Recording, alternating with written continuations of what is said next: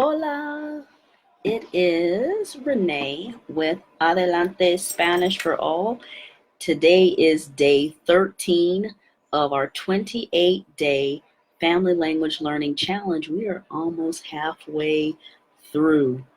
Today I posted on my page a meme that says, don't let perfect be the enemy of good. And I would like to talk about that today.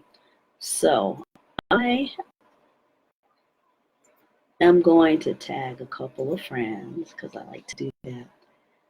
But we're going to talk about that today. How can perfect sidetrack us from our goal of language learning? So you're going to hear my story today. It just happened this week. In fact, it has to do with we're now wanting to integrate more activities perhaps in our routines. But sometimes, how do I say this? Sometimes it seems we may get, I don't want to say overzealous. We do have goals, and that's a good thing. My suggestion is always start small. Start with what you can do now. What can you do today? What can you do tomorrow? And if you can't do all of this, then we can just start with something small, right?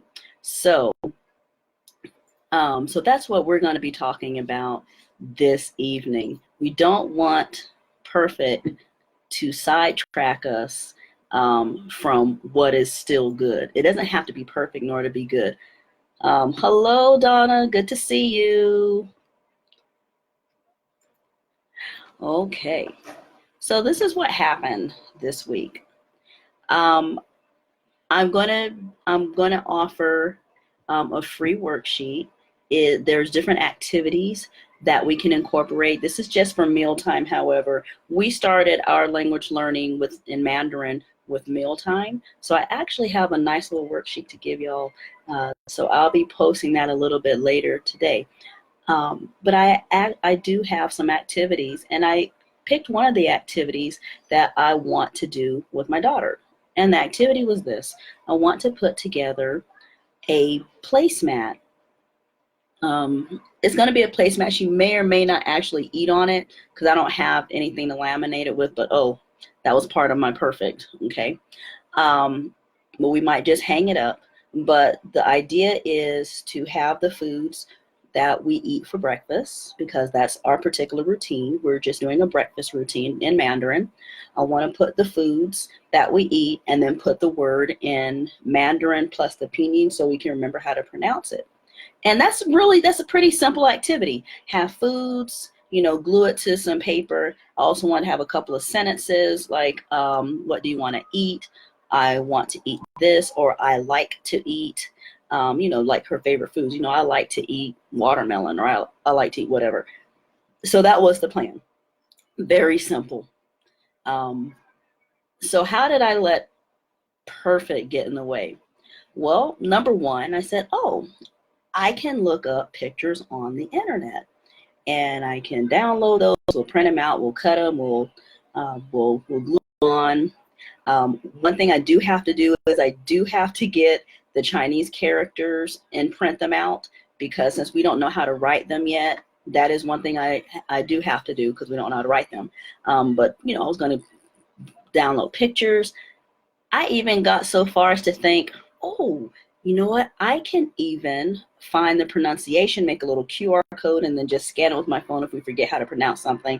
And I mean, it just got bigger and bigger and bigger and bigger. So what happens when something gets so big? Sometimes you go, oh, well, shoot, I haven't done that yet. I can spend a lot of time just looking for pictures. I mean, it's just a big time waster, especially when I teach to draw your own vocabulary. Drawing your vocabulary and writing it down actually helps you. That's the whole reason why I wrote this book, your drawing translation book.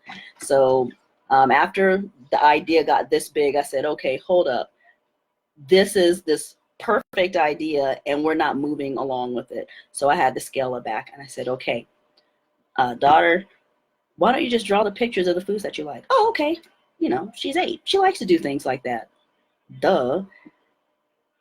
And then what's this idea about QR codes? Do we really need to do all that? No, we don't have to do all that. That was just ridiculous. Do the pinyin if we do need to get the pronunciation. I mean, it is on my phone. I can just pull it up. It's no big deal. But it's the idea. The thing is, I allowed this idea get so big that I didn't want to do anything, or it's going to take so long to pull all these little pieces together just to make a placemat. And it didn't have to be all that. All she needed was some paper, draw out her words. I, copy and paste the Mandarin characters, print it out. That doesn't take any time at all. I have it's not necessarily Google Translate, but I do have Google Translate. I have Baidu, and some of them are actually flashcards from her Lingo Bus classes. I have this information already. It was no big deal. So why was I allowing this one simple idea get so big that now we haven't moved on it? We don't want to do that in our journey. When I wrote the book, I broke it down so it's simple.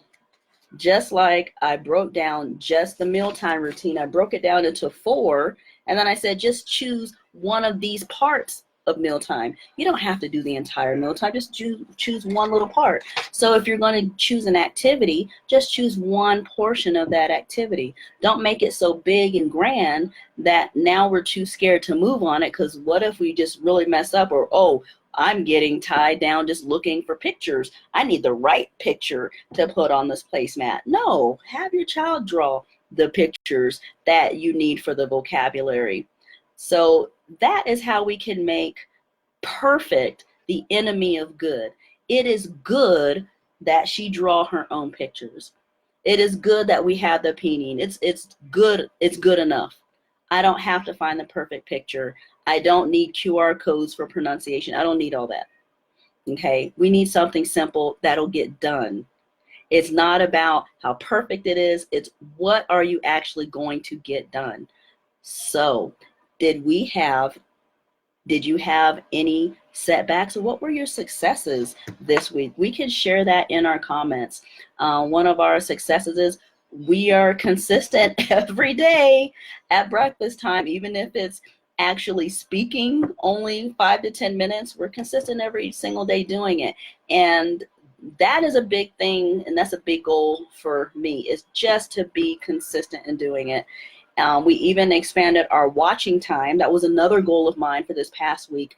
A goal was to expand our listening time, because I do want to get up to that at least 10 hours a week of listening to Mandarin. So we're watching some episodes of shows during breakfast as well as lunch, and those are 45 minutes each. Plus we added in some cartoons and songs and things like that I'm putting on as I'm fixing breakfast. So that extended our time for another half hour every day. So there's little things that we were doing, and it was just step by step.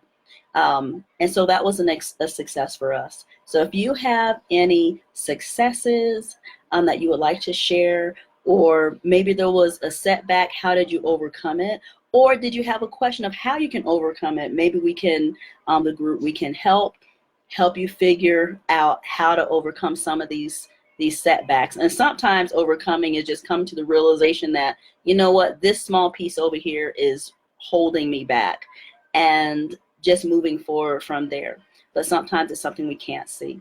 So if you would like to share after the video's over, put #replay and provide your successes, provide any of your comments, any of your questions.